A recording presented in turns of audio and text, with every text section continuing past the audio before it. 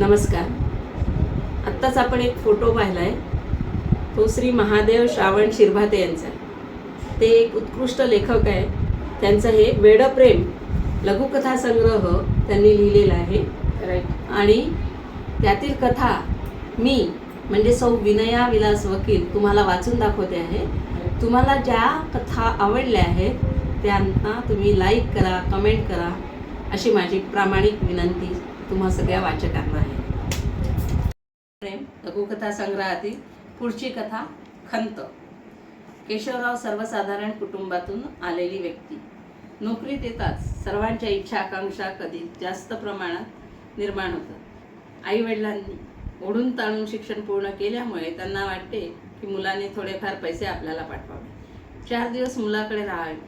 आईची तब्येत बरेच वर्षापासून खराब असल्यामुळे तिला वाटते की शहरात जाऊन चांगल्या डॉक्टरचे औषध घ्यावे. भाऊ व बहिणीस वाटते की भावाकडे जाऊन राहावे, कपडे घ्यावेत व मस्त मजा करावी, सिनेमे पाहावेत असं मित्रमंडळीच्या आशा आकांक्षा असतात. पण या सर्वांच्या अपेक्षा पूर्ण करता येत नाही. प्रयत्न केला जातो. नोकरी लागल्यानंतर 2-3 वर्षांनी लग्न, पुन्हा खर्चाची बाब आणि या सर्व बाबींचा विचार केला तर कोणाची काही चुकत नाही. खर्च कमी करण्याचा प्रयत्न करतो पण काही जमत नाही. GPF काढणे तसेच हात उसने करणे या चक्रात त्यांचे बरेच आयुष्य निघून जाते. लग्न झाले म्हणजे सर्वच जबाबदाऱ्या आल्या. पुढे केशवरावांना 3 मुली व 1 मुलगा असतो. मुलींना पोस्ट ग्रॅज्युएट पर्यंत शिक्षण दिले. मुलांनी सुद्धा पोस्ट ग्रॅज्युएट पर्यंत शिक्षण पूर्ण केले. केशवरावांना खर्चाची तोंड मिळवणे होत नसल्यामुळे नोकरी करून दुसरा व्यवसाय करत होते. लोणची, पापड, मुगवळ्या इतर. त्यामुळे त्यांना पैसा चांगला मिळत होता. 3 मुलींचे व मुलाचे लग्न सुद्धा आटपले. केशवराव निवृत्त आहे पण व्यवसाय सुरू असल्यामुळे त्यांना घरात कधीच आर्थिक टंचाई भासली नाही. कारण व्यवसाय पेन्शन असल्यामुळे स्थिती चांगली होती.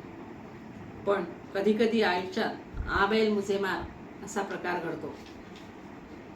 तोच प्रकार घडला. केशवराव हे एका आर्थिक व्यवहारात दुसऱ्यांच्या चुकीमुळे फसले व त्यांनी ती जबाबदारी स्वतः स्वीकारली. त्यामुळे त्यांना आर्थिक बोजा झेलावाच लागला. त्याचा परिणाम सर्वच ठिकाणी होऊ लागला.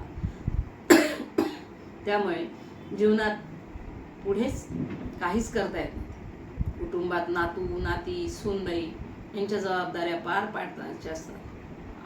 त्या पण पार पाडल्या गेल्या नाही तर त्यांना प्रत्येक ठिकाणी त्याची जबाबदारी पार पाडता येत नव्हत्या आणि त्यामुळे समजून सुद्धा नातवाकरिता दिवाळी, दसरा, काही कपडे किंवा एखाद्या वेळा आपण किरकोळ खर्च करावा, त्यांना काही कपडे तसेच गिफ्ट किंवा भेटवस्तू द्याव्या तर हे काही होत नव्हते. कारण परिस्थिती हे करता येत नव्हते.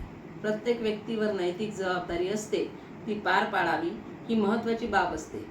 पण जेव्हा ती पूर्ण केल्या जात नाही तेव्हा त्याला ती खंत वाटते आणि याशिवाय दुसरा इलाज नाही यावर समाधान मानून वेळेची वाट पाहतो.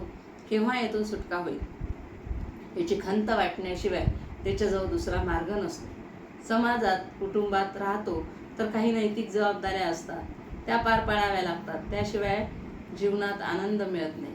जेव्हा व्यक्तीला कर्तव्य जबाबदाऱ्या पार पाडता येत नाही तेव्हा त्याला खंत वाटते आणि तो संधीची वाट पाहतो. पण आर्थिक परिस्थितीमुळे तो काहीच करू शकत नाही, फक्त वेळेची वाट पाहतो. त्यातून सुटका होईल पण मार्ग दिसत नाही.